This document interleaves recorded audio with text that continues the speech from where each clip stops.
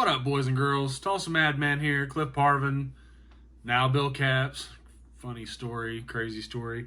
With the recent passing of Cali Nate and some health scares of my own, I just wanted to stop in and bullshit with you guys for a minute and thank all of y'all for being real ones. You know, if you're watching this, you probably know who I am or what I do. If not, I get to travel the country and talk about drag racing, and it's taken a ton of sacrifice to do it. I'm thankful for everything that I've ever gotten to do. I've stood on this side of the fence more often than I've stood on that side of the fence, and that's thanks to some great promoters, some great track owners, some great racers. Whether it be in Mexico at 4 a.m, standing on the side of a road, it's been a great journey. It's far from over. But I just wanted to say thank you to all you guys and gals. Like I said, street racing legend Cali Nate, rest in peace, sir. You definitely paid the cost to be the boss. You put in the work to be a legend, and I'm sure everyone will remember you as such. So it was cool getting to see you. I know we didn't know each other. We probably said 5 words to each other the whole time you were in and around the Midwest, but it was cool getting to see you do what you did. My introduction to Cali Nate was standing on the side of the road at about 3 a.m. one time, and me and my better half, Nikki Joe, were working the top end, and we heard something light up the night sky. I mean, like with just all the sounds. I could tell it had a big positive displacement blower on it. I had no clue what car it was or anything. Again, we showed up before any of this happened. We took our spot to work the top end, and that's just the way a lot of that stuff goes. You know, we'll go over before the driver's meeting is over, get things kind of going our way and get set up.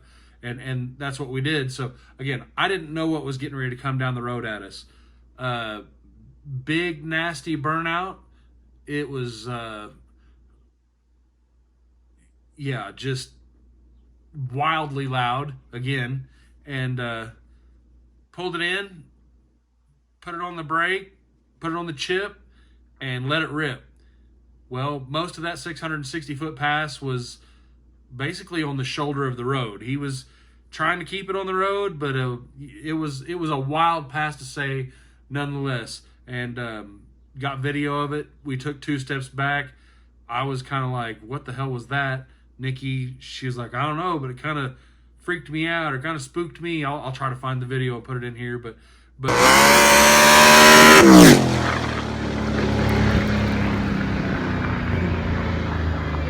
was that Bobby?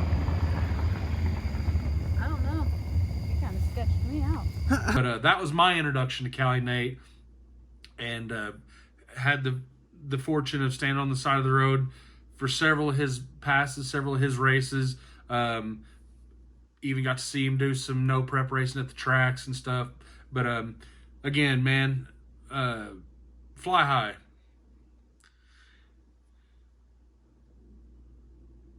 Now to my journey, and I know a lot of people right now could give 2 shits because whatever, but I'm going to go ahead and talk about my journey a little bit and what I've been fortunate enough to do in my life. And my journey's far from over, but like I said, I've had some health scares here recently, and it's kind of made me think a little bit, along with losing Nate. But yeah, sorry.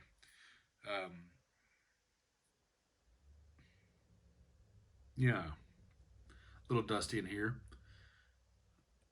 I grew up around motorsports, dirt track racing. My grandpa, my uncle, my dad,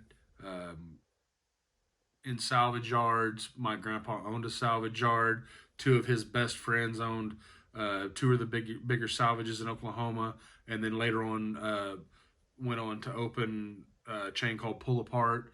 My uncle had the first one in Tulsa. Little bit of backstory, but you know, I was burnt up with this. Got my first 3-wheeler when I was 5, Death Machine, scare my mom to death. riding around on two wheels when I had three, and but good times, and I knew what I wanted to do. I wanted to chase good times from day one. Uh, this this this was going to be my life, like period. And I've been fortunate enough to live my life the way I wanted to. Like I said, I always chased a good time. Did I want to race? Yeah, and I've raced. I've done some small amount of dirt track racing. Road raced for a few years, if you call Spec Miata road racing. But it's slow car fast is a lot more fun than fast car slow, and it was what I could afford. So I did it, had a great time. Um, and along the way, I figured out that I didn't have the hard work and dedication to do what folks like Cali Nate do, and Beater Bomb, Joey Heichel, and shoot, now you got Ryan up there in Kansas City. Like there's these folks that eat, sleep, and breathe this stuff, and I'm fortunate enough to get to see them, talk about them. Uh, Hell, when I can't, I watch them on YouTube. I'm burnt up with this stuff, and not as much as some. Some of the announcers that I've met, they are great stats guys. They've seen every pass. They've done it all. I've just never been that dedicated to anything, but I've definitely been dedicated to having a good time, and I've had it, and plan on having a bunch more. It's meant sacrifices along the way. It's not having the car you want to drive, or not having a race car, which I'm sure if I'd have worked a little bit harder, I probably could have done that. Not having a real job. A lot of these jobs, you can't just blow out like a warm summer breeze on Wednesday and tell them you're going to be back next Tuesday, and then expect to do it all over again next Thursday. You you have to take that into consideration. And I've been fortunate enough that I've always been able to make decent money quickly. Whether it be airbrush work, fabrication work, just random things like that. I've always had the ability and the skill to do that. So I'm thankful for that. And again, if I'd applied myself to something more than just having a good time, maybe. But what do they say? Mites. I might have been more successful. Well, mites are on chickens' asses. So might this. I've definitely had a good time. Um, I've been fortunate to have a real one by my side for the last 13 years. Nikki Joe, she has been absolutely amazing. And since COVID, she has got to travel the country. We've been coast to coast.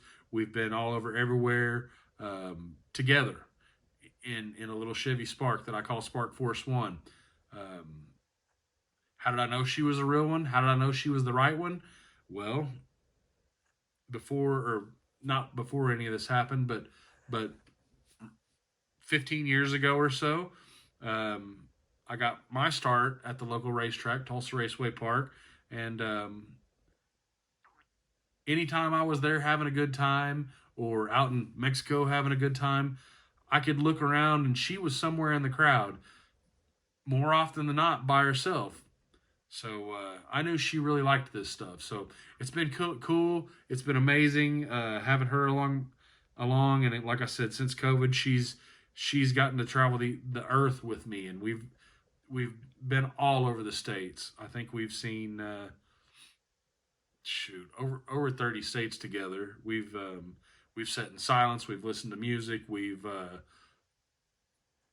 talked about nothing and everything. Um, Never really argued. It's been kind of it's been more than a blessing that I found someone that enjoys this stuff. It's made the ride pretty rad. And along the way, I've met some really cool people. I've met some announcers, track owners, photographers, racers, fans. I've met some amazing people, whether it be the little white haired lady in the tower that cusses like a sailor and makes you blush, or the rough and rugged dudes. Like it's been a hell of a trip, and I'm thankful for that. all of you guys, whether you're a promoter, a spectator, a racer, it takes everyone to make this happen. And I just wanted to stop in today and th- I guess just put all this out there for you guys and gals. As like I said, some things have been going on in my life, and things have been getting real. Um, I plan on trying to document some more of this stuff better. I do a horrible job. I've had every opportunity to vlog it or whatever you want to say. I don't plan on having a podcast or anything like that because I feel like in about 15 minutes everyone's going to have a podcast. So I just kind of want to put more stuff out there for you guys. I get to go to some really cool places and do some really cool things, and I do take it for granted. I see some of these people that don't get to go to as many races as I get to go to, don't get to be as in as many places as I do, that 110% do a better job of sharing our sport with the people. I'm there and I just forget to do it. I sincerely do, and I get caught up in the moment. I get jazzed up, and the last thing I want to do is walk around with my phone in people's face or uh, any of that. But I need to be better about it and pass on what I love and what I'm passionate about. That's what this is all about, and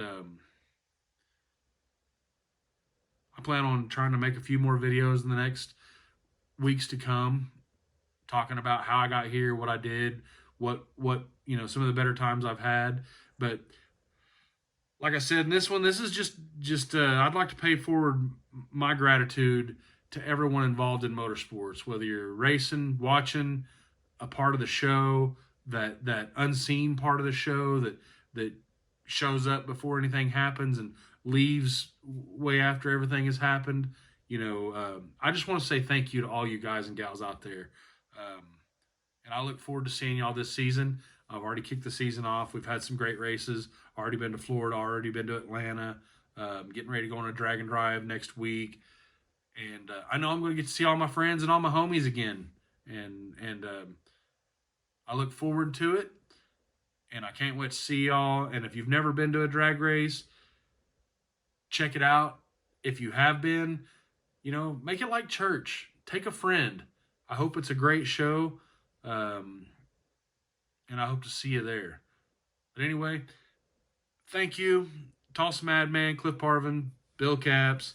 Thanks for checking this out. And again, rest in peace, Cali Nate.